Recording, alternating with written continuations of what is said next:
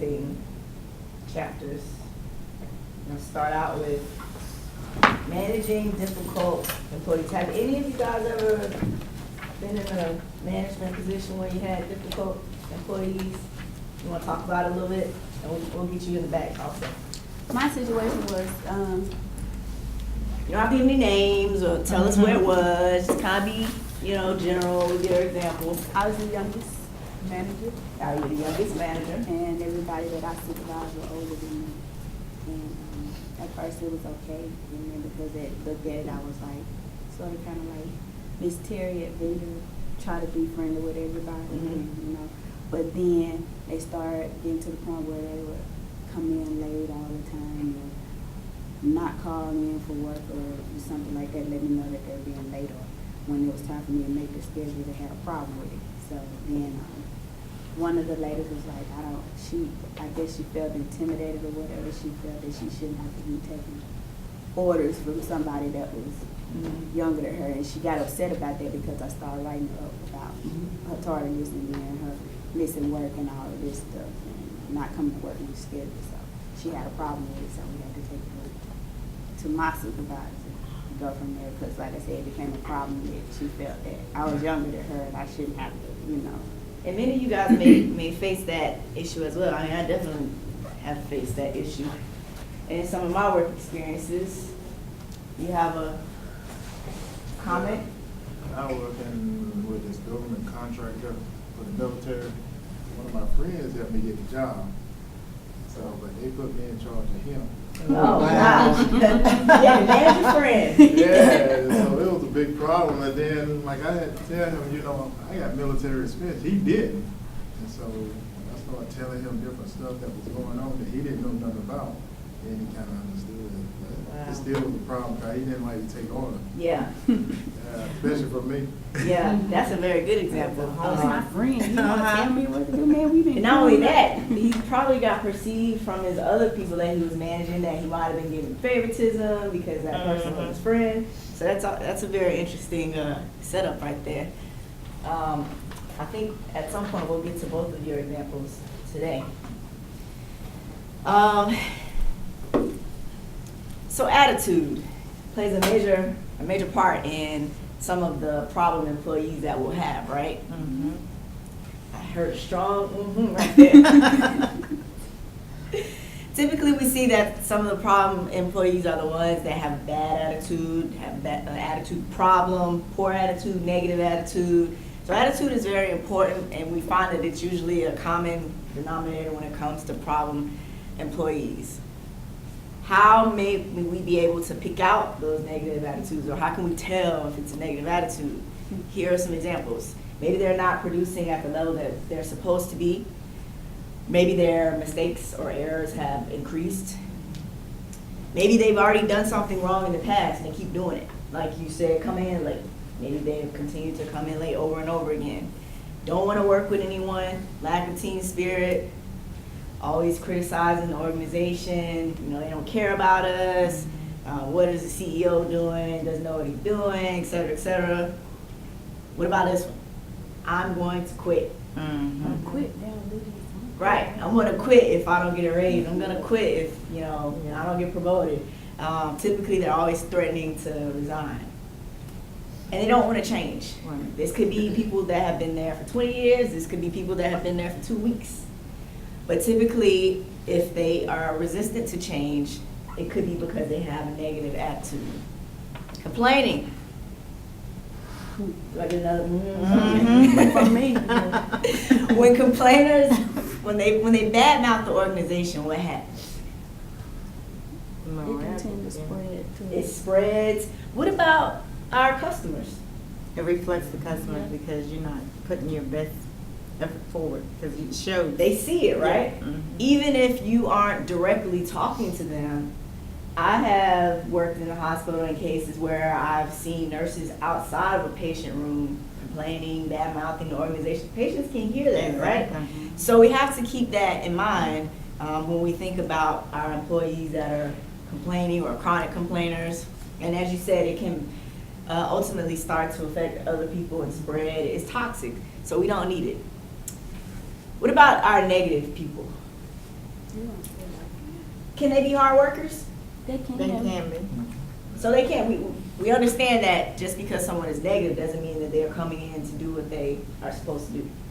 So they can be competent, they can be hard workers, but they just don't have any excitement, right? No energy, no motivation, no effort. So what do we do with these people? Do we keep them on because they are doing their work? Maybe they are the best nurse that you have.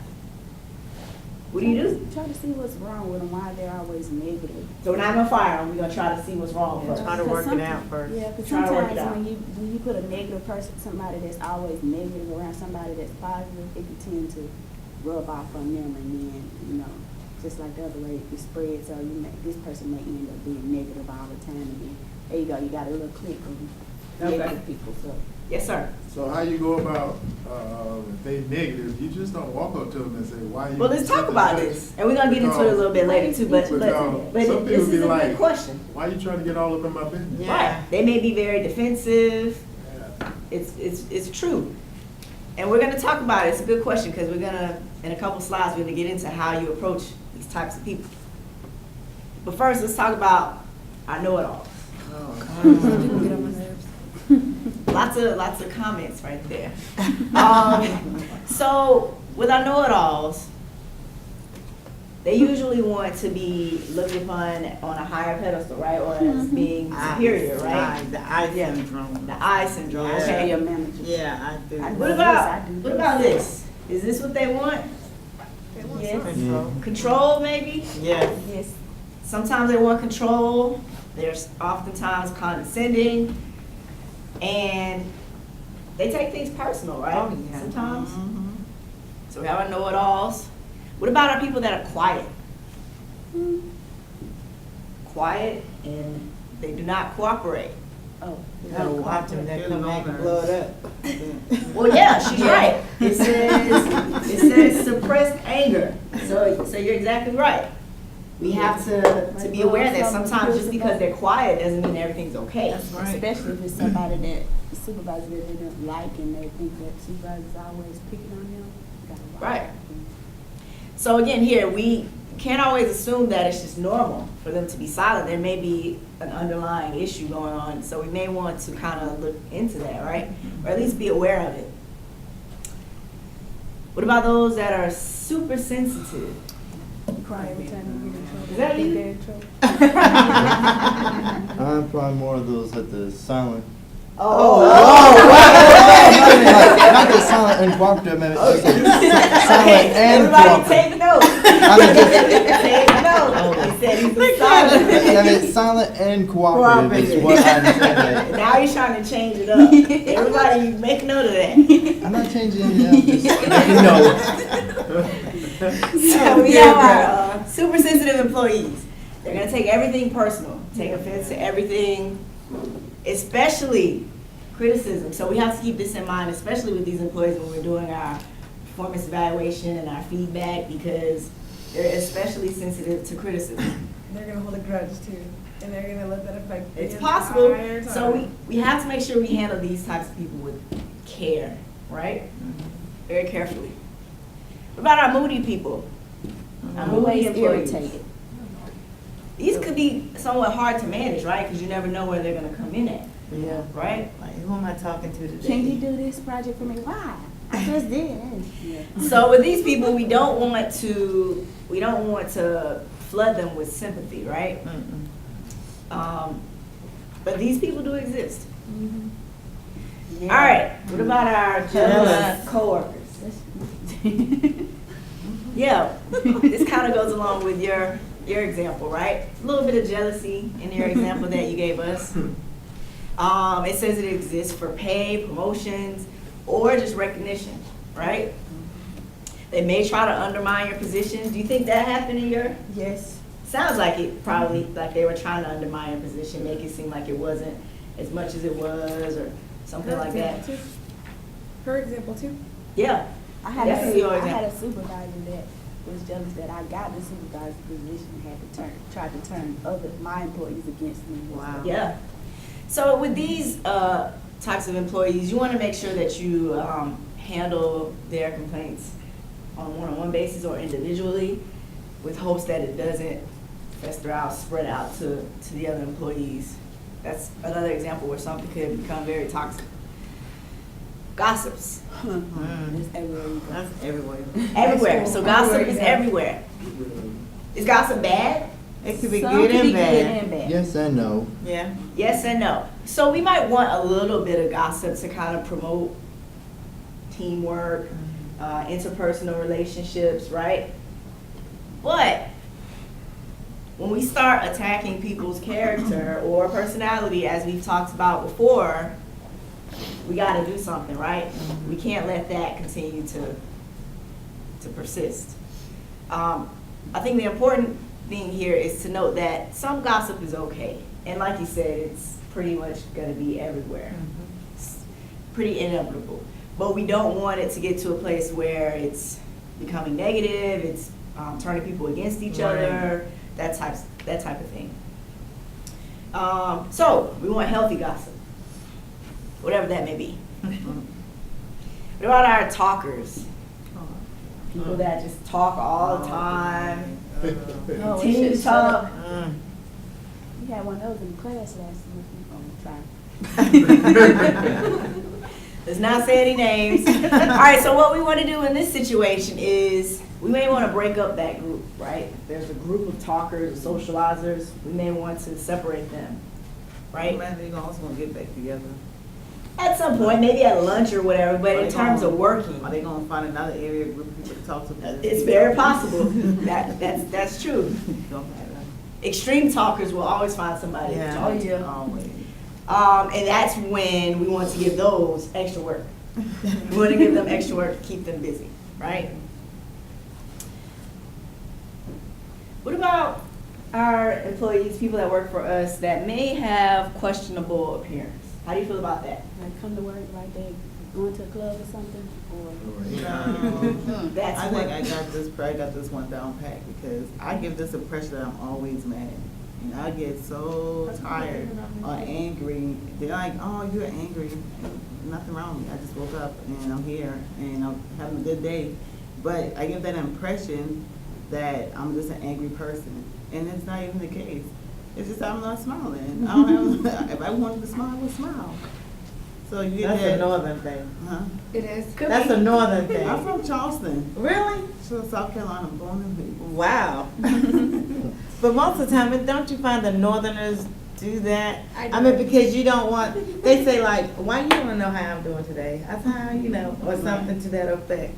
So they feel I'm not like, getting into that. I don't care. I'm not getting into the northern or south Valley. But what I will say is, getting back to her comment and employees of, questionable appearance or perception, you want to be careful as to how you deal with those people. You don't want to offend anyone Right. or make an assumption that's not true, right? Just because you don't like it or it doesn't appeal to you doesn't mean that there's necessarily something wrong with the way they look or the way they dress or. I just feel if they gotta pull on their dress, their But skirt what every if time they it's- get but up, what if it's that's something- just inappropriate. Their boobs are hanging out, they Yeah. can't work. So that's what we're about to get to. what if it's something dealing with the hygiene? yeah. We'll get there. Hygiene. All right, so here's the questions. Number one, is this person's appearance likely to offend customers or interfere with business? That's your Yes. example right there. Right. Does the individual's appearance violate any policy or rule? And is there a safety hazard involved? If you can answer no to all of these, then you don't need to do anything. If you can answer yes to any of these, then it may be appropriate to say something to them. So you talked about hygiene that could affect safety, and you talked about a particular type of dress that could offend someone or interfere with business. So those are both examples where we might want to, pull that. Obviously, this is something we want to do in private. Right. So pull that employee into your office or to the side and just have a brief conversation with them about appearance. But again, do not attack their character. You want to say it in, a professional way. You don't want to say, why are you dressed like that? You look like a blank. You might want to say, can you wear something that covers your legs more or something like that, as opposed to saying you look this way or whatever. All right?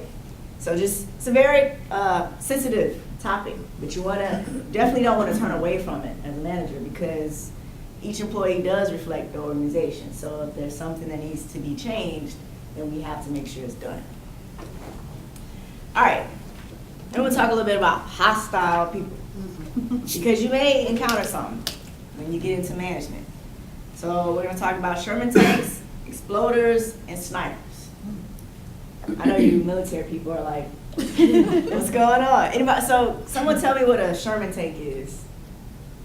No one knows? None of my military people? What's a tank, right? So Sherman tanks are people that are somewhat abrasive. I'm not gonna say they just kind of bulldoze over people, but that's, in a sense, kind of what it is. And this is how we have to deal with those types of people. We definitely want to hear them out. We don't want to interrupt them, just let them say what they have to say. But don't allow them to intimidate you, right? You want to keep eye contact with them. And you want to make sure that you appear relaxed. If you seem tense, that may cause them to be on the defensive, right? And last thing, you don't want to counterattack. So that's Sherman tanks. All right? Now, they may get to a point where they are starting to say the same thing over and over, repeat themselves. Now you can interrupt and step in and say what you have to say. And if they interrupt you, don't let them do it. Call them on it and say, let me speak. You know, I'll let you speak. Let me finish. However you want to say it. Exploders. Anybody know what exploder is? Similar to a Sherman tank. However, these people just, they can't control their anger, so they just explode, basically, right? Pretty much to a place where they're just out of control. Hopefully you guys won't have to encounter any exploders, but in the event that you do, they can get a little physical sometimes. So what do we do in that situation? If an employee 911. 911, secure hesitation, or she's calling 911 security. Or you can, if you have to talk with them one-on-one, have somebody else in there. Well, that's true. To witness. Yeah, that's a good point. Yeah. Have someone sit in as a witness. So we want to handle them with care, right? And we want to try to help them regain their self-control. We obviously want to listen to them, listen carefully to see what has caused them to be angry or set them off, right? Just because that person gets loud, we don't want to banter back with them and get loud back with them, right? What's going to happen? They're just going to get more angry, right? Start doing stuff. So we don't want to become involved in a verbal kind of boxing match with them, right? And, you know, if they're angry, if they're upset, they're probably not going to hear much logic, right? So this is not the time to try to explain something that's complicated to them, because they're not listening. So we first have to wait for them to kind of calm down before we get into anything deep or anything heavy, right?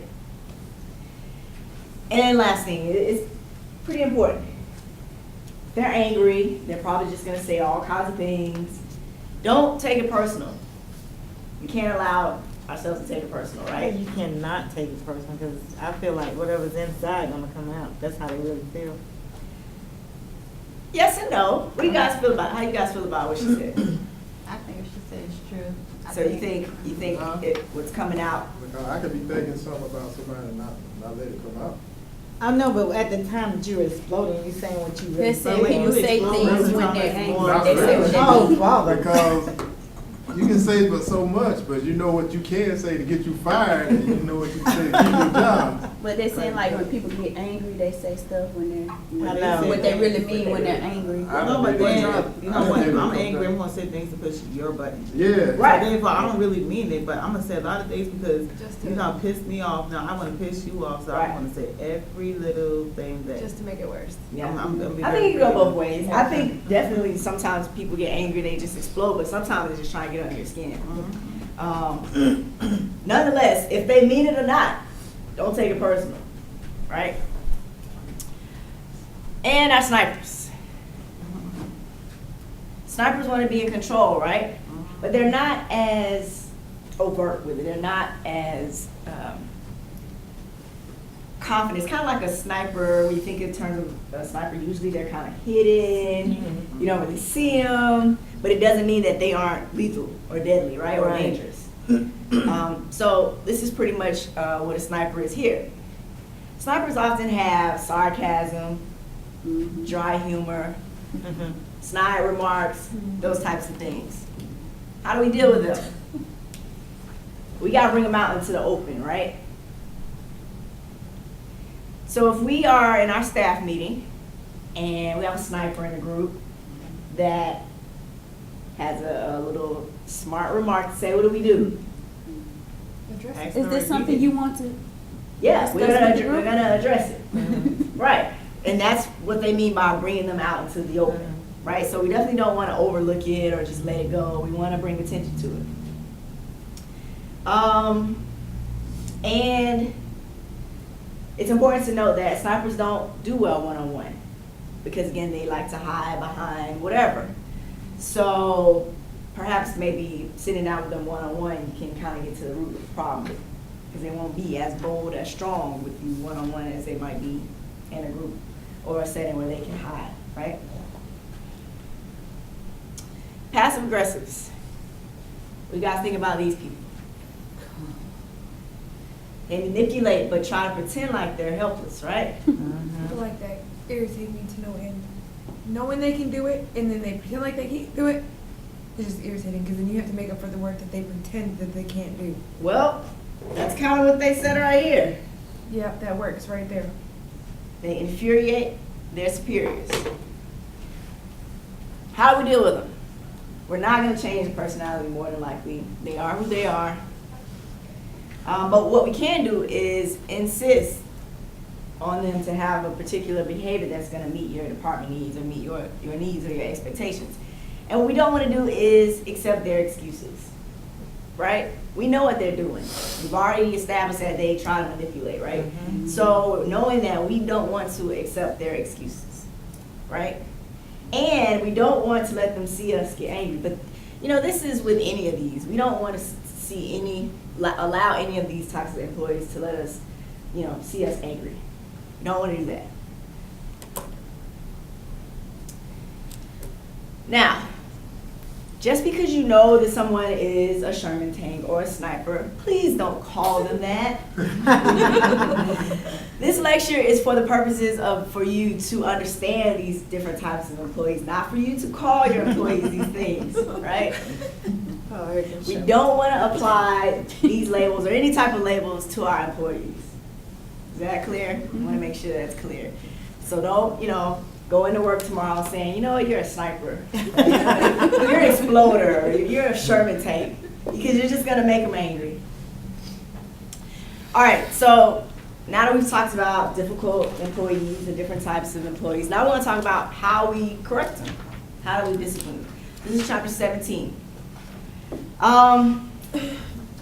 Counseling versus discipline. What's the difference?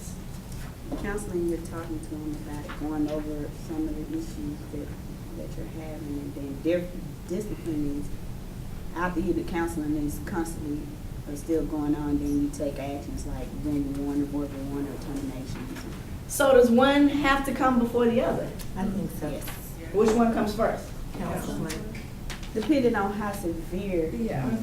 it So counseling can't come after discipline? is. It can. Well, it can, but I think I would do counseling first to just kind of make them aware, I am aware of what's going on. Well, it would be preferred to do counseling first, but let's say you do counseling and it doesn't work, and then you still have to discipline. You may have to do some more counseling, right? Okay. All right. So there's different types of class offenses, so we're gonna kind of go through some of them very quickly. So your first offense would be like an oral warning. You came in 15 minutes late, you know, don't let it happen again, try to be to work on time. Second offense would be a written warning.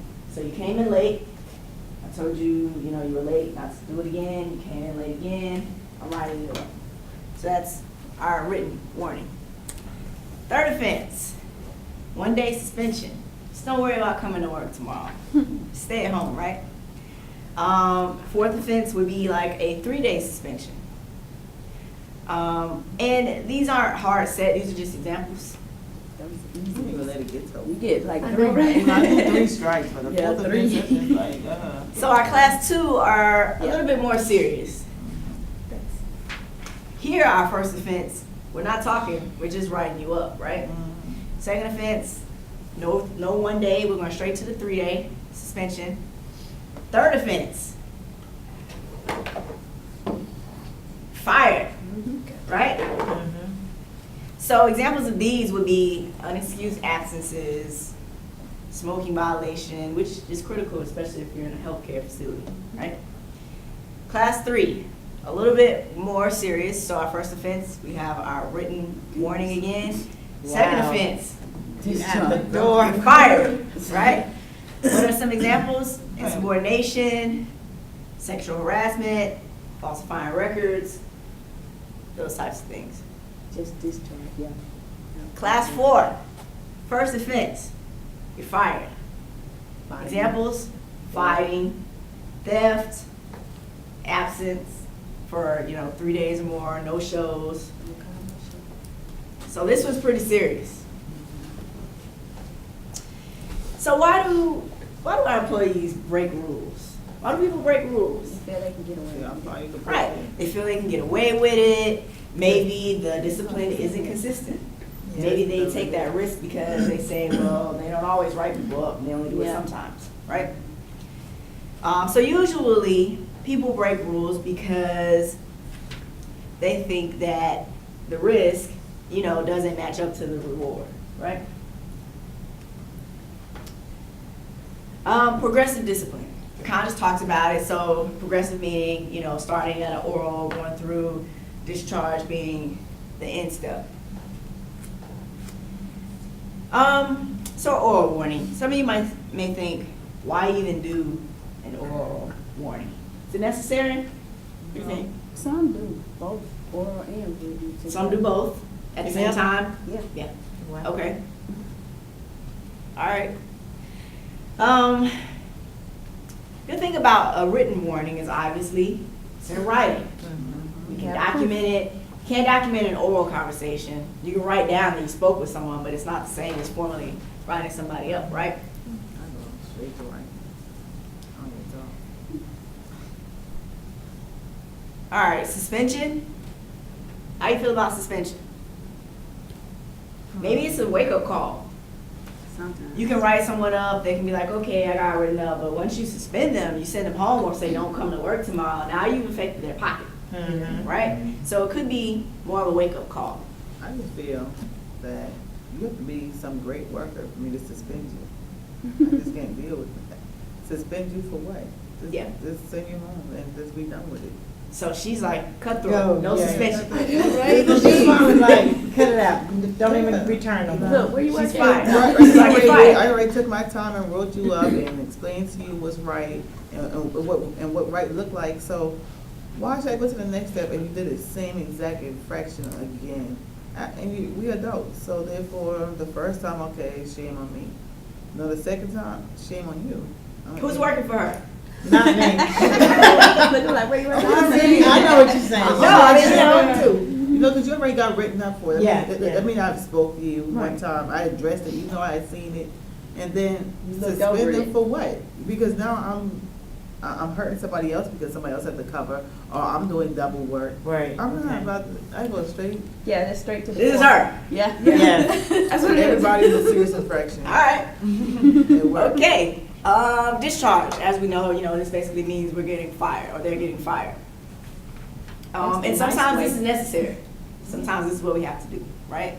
To protect the organization, to protect our team, our group. Sometimes you just gotta get rid of people, like you said. All right, so what are our legal challenges, right? Mm-hmm. There could be some legal challenges. Somebody may say I was wrongly fired, or, right? Mm-hmm. So, or they may say, what? I didn't do that. They could say that, right? Or they could say, well, so-and-so didn't get fired, and they did the same thing, right? They could say the due process was bypassed. I was supposed to get suspended and I just got fired, right? They could say it was discrimination. Yeah. Or a legal issue may be claimed for benefits that they're not entitled to. So these are all legal challenges that we may have to face when we discipline our employees in whatever way we choose to do. So what are some ways that we can still discipline our employees, but not necessarily fire them right off the bat? We can withhold pay or deny promotions, right? Military. I was about to say, that sounds just like military. That's military. We can, in our performance evaluations, we obviously definitely want to document what's going on. Military. We could place them on probation, right? Or demote them. Military. Yep. What about they want time off? And we say no time off, no special privileges, no special assignments, special projects. Or we may remove them from a team. Maybe they were team lead on something or project manager. We could remove them from that duty. What about non-punitive discipline? What do you think? In this example, we put more of the responsibility back onto the employee. Effective? Does it work? Extra duty. I know it sounds just like No? Doesn't work? Sometimes it works just like it sounds more like something the military do, because like if you do something, they'll put you on extra duty and they take your pay, so they make you do extra work outside from what you already have to do. You have to, so your free time that you're supposed to be having, that you have to come in and do all this extra stuff. Or do it work? Sometimes it It work does, depends on the person. because it Yeah. affects the It's pay. Depends on up the to person. individual. Yep. So what are some sound disciplinary practices? Number one, we should make sure that everybody knows the rules. Everybody should know the rules, right? We can't allow when people misbehave for it to become a habit. We have to nip it in the bud, right?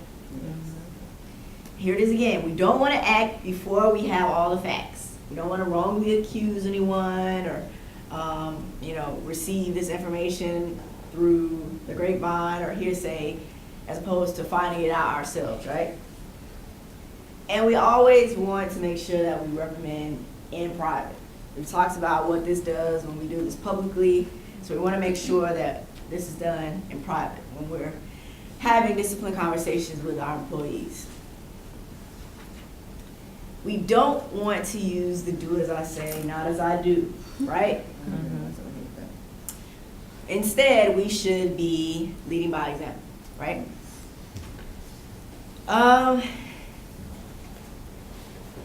We want to make sure that punishment is a last resort. Why is that the case?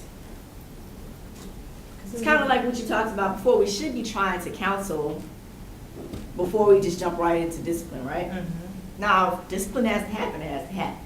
But we should be trying to see what the issue is first, trying to counsel that employee before we get to discipline. And we also want to make sure that we always keep in mind what the end goal is. We don't want to just discipline someone and we've forgotten why we wanted to discipline them in the first place. So it kind of goes back to us thinking about the organization mission. Why are we here? What are we supposed to be doing? Providing care for our patients. You want to keep all those things in mind when you're setting up your discipline practices. So, as a manager, what do we need to know? Or a supervisor, what do we need to know? Well, we need to know exactly what the behavior is. And we need to know what rule has been violated. This may mean we have to go back and, quickly review the employee handbook. Because we need to know exactly what's going on. We don't need to assume, I think we have to know, right? Because once we put it in writing or we write them up, we can't really go back on that. So we have to make sure we know what rules been violated and what the behavior was.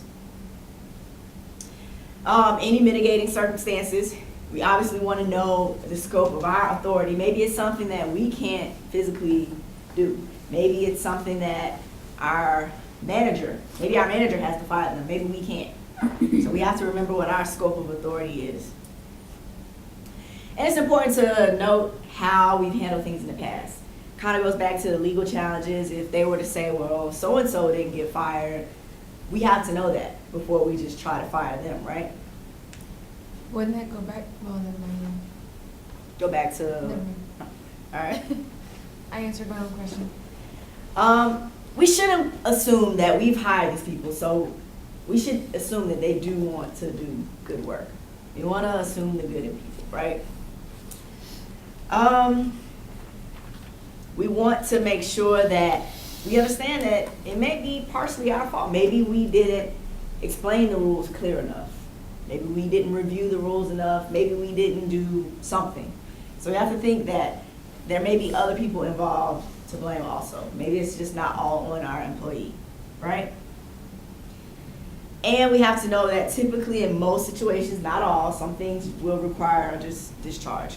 But in most cases, there's a few options available for us to think about when we want to discipline them, right? We have to act quickly. Again, this goes back to what we talked about last week. When it comes to discipline or rewarding, either one, we want to act quickly. We don't want to sit on it too long, right? We want to make sure that what we're doing is fair. Again, we don't want any legal challenges to come back to say there was favoritism or discrimination or something like that. And when we discharge our employee, we have to get them off premises. Why? I think first call security. Yeah. Most people now will have security escort them out because they could do anything. They could get angry. They could have something in their car that they bring back into, that could harm our customers or our employees. So we want to make sure that everybody's safe. These are things we don't want to do. We don't want to let bad habits develop. We definitely don't want to act before we have all the facts. What about this one? Do not be apologetic. Why is that one important? Weakness. They may see us as weak. May see us as not knowing what we're doing. Maybe we made a wrong decision. We don't know how to manage, right? We don't want to use imprecise terminology. We don't want to hide behind management. What does that mean? Anybody know what that means? It's not my fault, it's coming from the upper management. Yes. Well, management said, Yes. no, I said, because I'm your manager. So don't try to place the blame or say it's coming from, higher ups. Just, own up to it and say, as your manager, this is the rule, this is what you violated. So don't hide behind management. I got a question for you. I've seen on a job, they let a person work all day and then they fire them at the end of the day. Why is that? So why y'all fluid, Lily? I can't answer that. I feel like if they're gonna get Typically, rid I of them, think they the just protocols to let them go at the beginning of the day. But I don't, Oh, I have seen that. I was like, what? yeah. It happens sometimes. Yeah, I've seen it Wow. happen too. Probably because they So don't have to overwork somebody else or be or short. call in that temp worker that's gonna be time and a half. Good question. Getting rid of dead wood. What's dead wood? Like they, we talked about that about 2 weeks ago. Yeah. Sure did. It's like having somebody that's just there. Yeah, somebody's just there, not really doing anything. Not productive, just Not Showing productive, up. may not have a good attitude. Yeah, just showing up. We have to get rid of this, right? What happens if we don't get rid of it? It can become a cancer. yeah. Cancer, it's gonna spread. Somebody's gonna say, well, they come to work and don't do anything and get paid. Why should I? Right? So it's important that we get rid of our dead wood. And we may find that, and I've seen this happen, We may find when we get rid of our dead wood, everything else gets better. Productivity picks up, just because we got rid of our dead wood. So that's pretty much all I'm gonna cover today. You guys were very interactive today. Lots of comments about problem employees and discipline. We're gonna stop here and then we'll pick up Thursday with our activity that we do for the week. So Sheila, you sure I have the email for the bathroom this morning. You did your I thought I comparison? printed, but my kids.